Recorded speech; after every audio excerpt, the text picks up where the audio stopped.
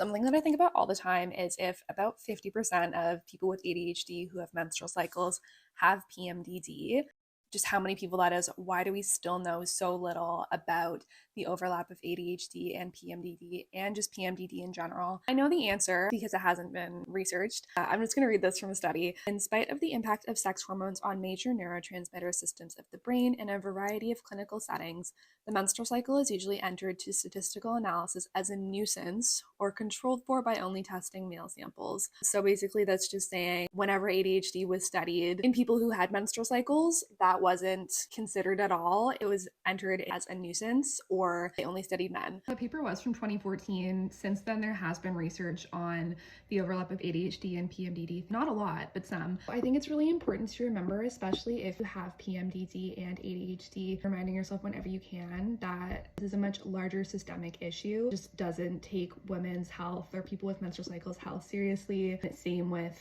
people with disabilities, ADHD, and the overlap of that. It's been a huge failure to take that seriously, and learning more about these conditions so we can find tools to better support ourselves with it. You do deserve so much better than that. None of this should be seen as personal failures. It's more of a bigger societal social issue of just not taking women's health and neurodivergent people's health not being taken seriously.